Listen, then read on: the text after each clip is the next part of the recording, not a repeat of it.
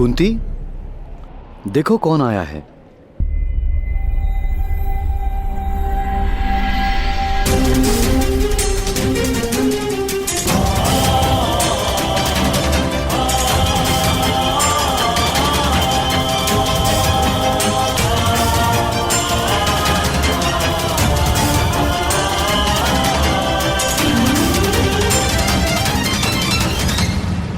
कौन है ये बालक?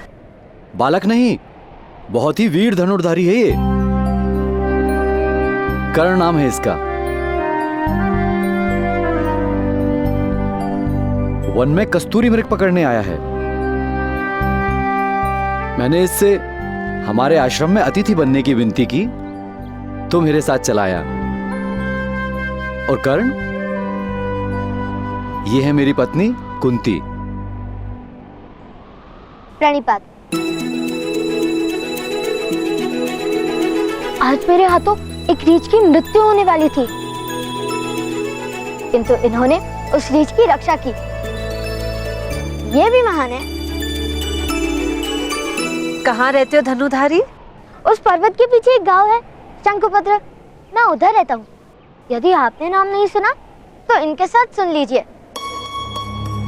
तुम इतनी दूर से अकेले आए हो?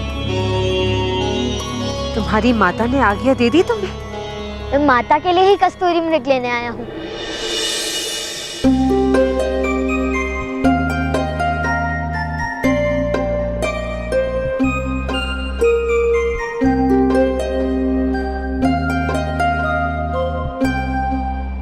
एक बात बताइए महोदय, आपके आश्रम में भोजन नहीं करते? अवश्य होता है पुत्र। क्यों? आपकी पत्नी यहाँ है तो भोजन कौन बनाएगा? पुत्र, भोजन मेरी दूसरी पत्नी बनाती है।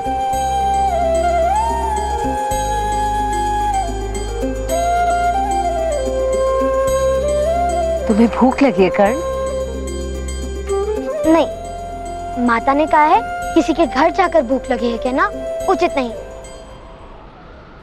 किंतु भोजन की बात इन्होंने की थी, मैंने नहीं। जब किसी के घर पे अतिथि बनकर जाओ तो भोजन मांगना उचित है। तुम हमारे साथ जल आहार करोगे। वहां पर जल है, जाकर अपने हाथ धो।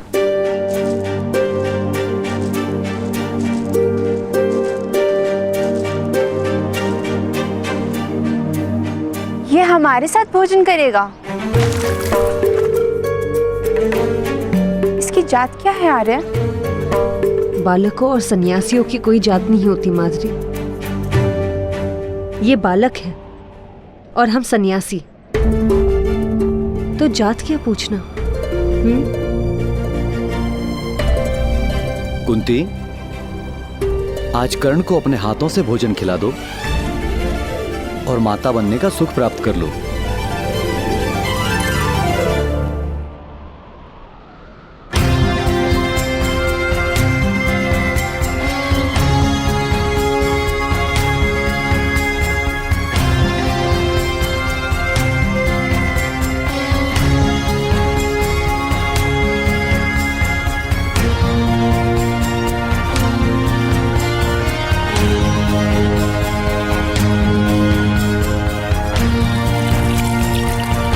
भ्राताश्री की रक्षा करना भगवान, और उन्हें शीघ्र एक कस्तूरी मेघ भी दिलाना। जब तक भ्राताश्री सुखरूप लौटते नहीं, मैं तब तक यहाँ आपके सामने एक पैर पर खड़ा रहूंगा। सुन! अभी मैं जाता हूँ, किंतु जब पिताश्री कार्य के लिए निकल जाएंगे तब मैं वापस आकर यहाँ आपके सामने एक पैर पर खड़ा हो जाऊंगा। किंतु मैं उपस्थित नहीं, इस कारण आप भ्राताश्री का रक्षण मत बंद कर देना। छोड़! छोड़! कर्ण का क्या उसने कोई धनुष तो निर्मित नहीं किया? उत्तर दो छोड़! यदि वो किसी मूर्खतापूर्ण साहस करने निकला है तो बता दो। कर्ण के प्राण संकट में हो सकते शोन, उत्तर दो। भ्राता श्री कस्तूरी मृग लाने गए हैं उस पर्वत पर।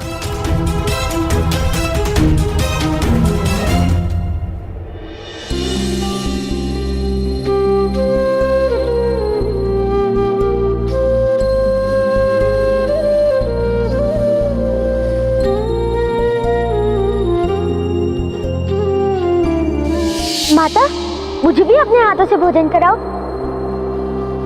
कोई आवश्यकता नहीं है। दोनों 9 वर्ष के तो हो गए हो, गुरुकुल जाने का समय निकट है। मैं बड़ा हो गया हूँ ना, अपने हाथों से भोजन करता हूँ।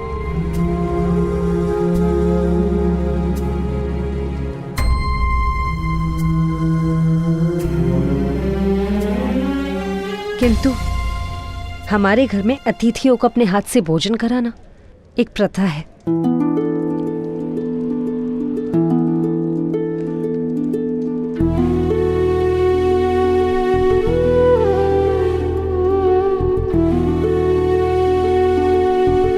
खा लो पुत्र।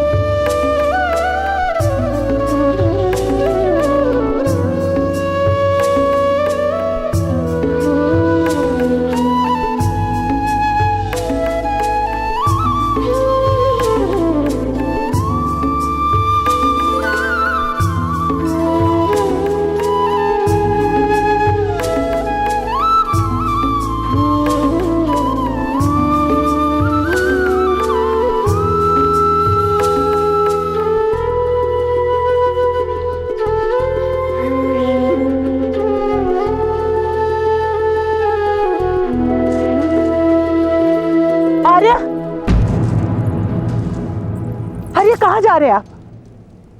कर्ण आ जाएगा, उसकी इतनी चिंता करने की कोई आवश्यकता नहीं। सुनो राधा, सोनार के पास एक अज्ञानी हीरा लेकर गया। उसे मूर्ख बनाने के लिए सोनार ने उस हीरे को मिथ्या कहकर फेंक दिया। हीरा टूट गया। पास पड़े एक पत्थर ने पूछा, तुम तो वास्तव में हीरे टूट कैसे गए? हीरे ने उत्तर दिया, मेरा मूल्य जानते हुए भी मुझे मूल्यहीन कहा गया। मेरा हृदय टूट गया। कर्ण का मूल्य जानते हुए भी उसका हृदय मत तोड़ देना।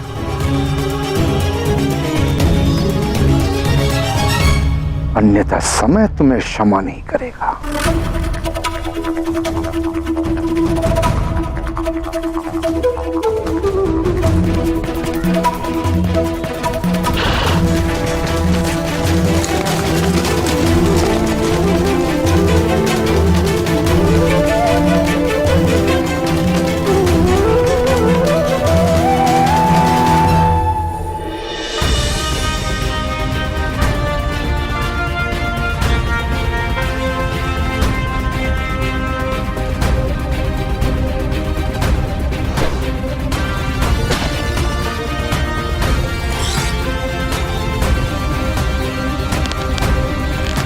धनुर्धारी, क्या मेरे सरसंधान की विधि उचित है?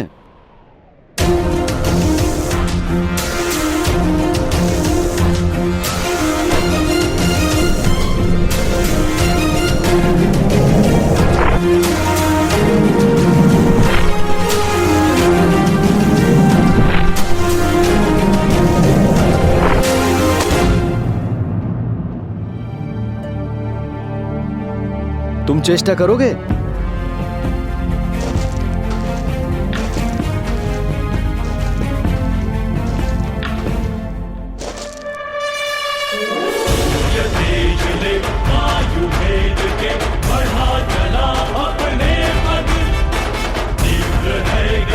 चाहे हो क्षति जीतना है।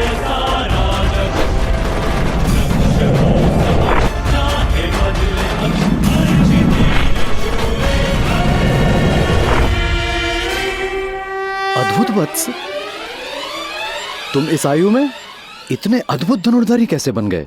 मेरा तीर तो चला गया, आपका तीर लौटकर कैसे आया? क्योंकि मैंने उसे लौटने की आज्ञा दी थी पुत्र। आपके तीर आपकी बात मानते हैं? हाँ,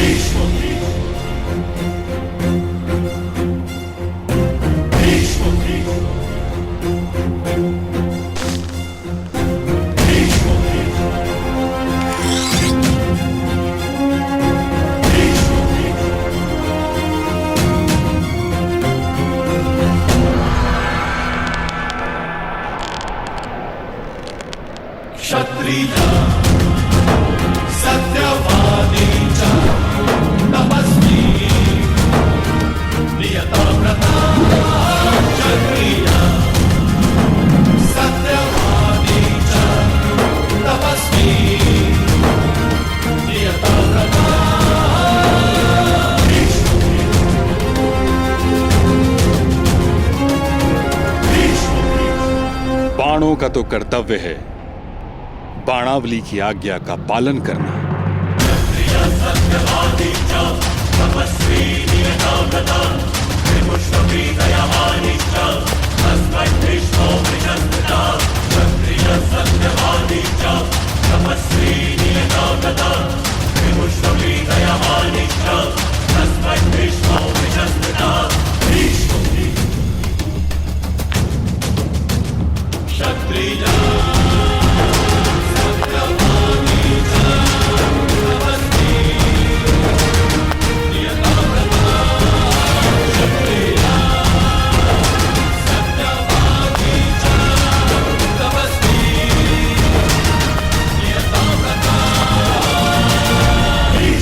प्रणिपात ताऊश्री।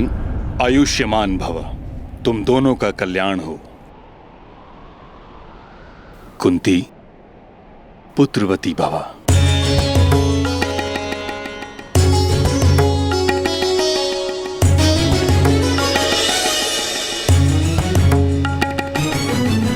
ये बालक कौन है पांडु? ताऊ अपने घर से भागकर कस्तूरी मृग पकड़ने आया है। मुझे वन में मिला तो इसे अतिथि बनाकर अपने साथ लाया। कर्ण, ये है मेरे ताऊ श्री महामहिम भीष्म।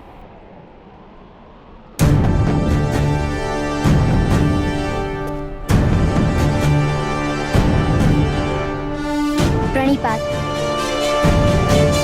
और ताऊ बहुत ही वीर धनुर्धारी है ये।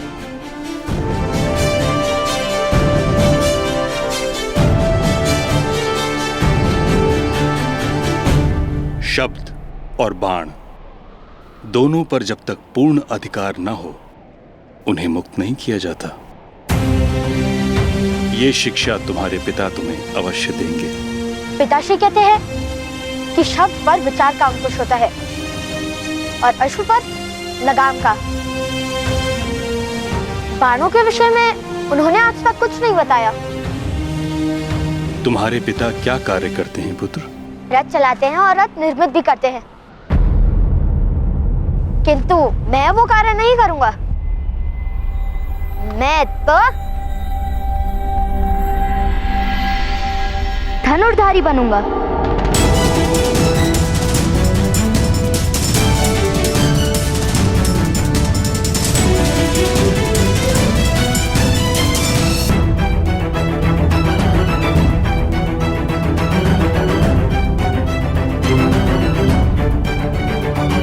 पुत्र का कर्तव्य होता है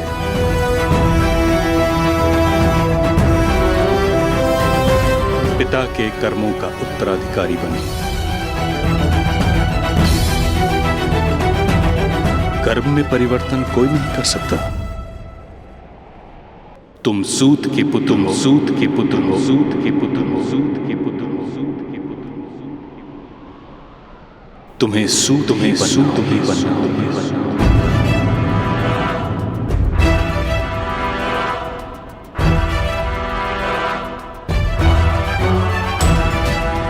धनुर्विद्या केवल क्षत्रियों के लिए होती है। किंतु यदि बालकों की कोई जात नहीं होती तो बड़े होकर उनको जात कैसे प्राप्त हो जाती है?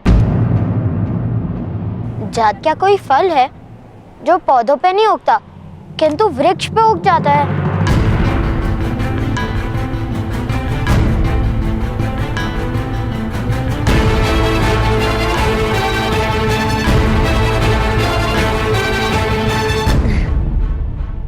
पुत्र, इतनी बुद्धि लगाओगे तो थक जाओगे।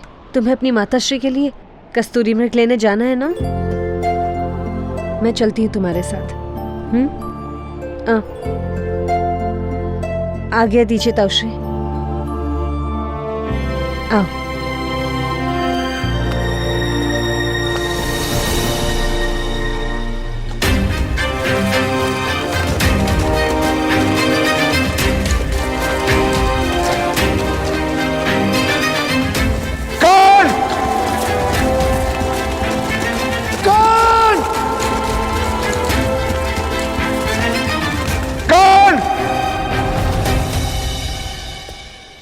पुत्र पांडु, जी ताऊ। कुशल तो हो? पूर्ण संतोष है ताऊश्री। सत्ता और संपत्ति के त्याग में इतना सुख होता है, ये बात हस्तिनापुर के राजभवन में रहकर कभी न जान पाता।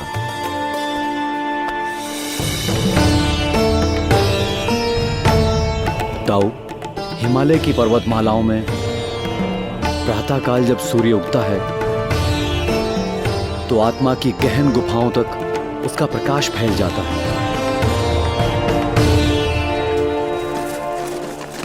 अभिरथ, वो वहां उनसे जाके पूछें। हाँ, चलो।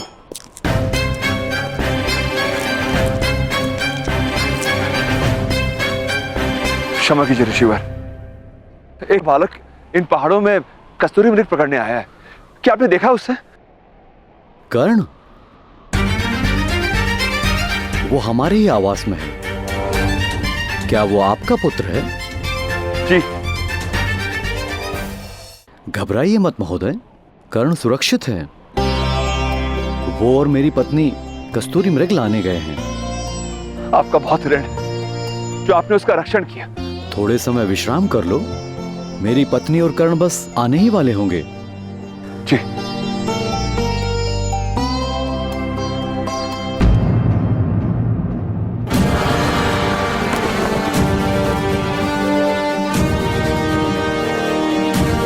क्षमा कीजिए, किंतु ये वट वृक्ष का चिन्ह केवल एक ही मनुष्य के रथ पर शोभित होता है।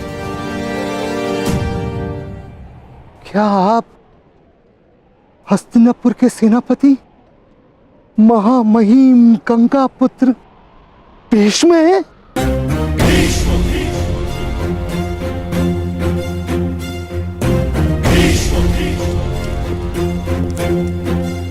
कल्याण हो पुत्र।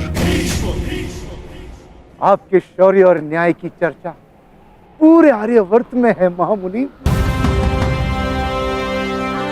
आपके चरण स्पर्श करके मैं धन्य हो गया।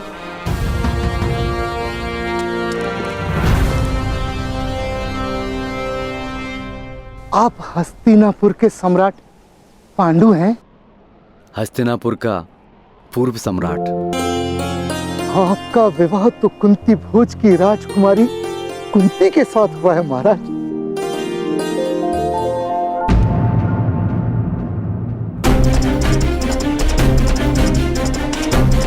यदि ये बालक राजकुमारी की आंखों के सामने रहा तो शीघ्र ही वो लोकलाज की चिंता त्याग कर इसे अपना लेंगे और बहुत बड़ा अनर्थ हो जाएगा।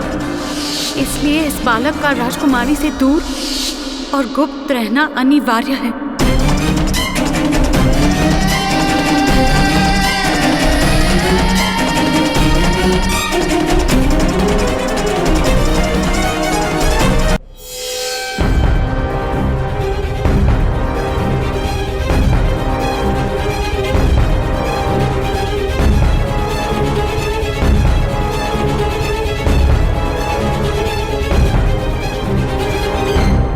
कुंती, देखो कौन आया है।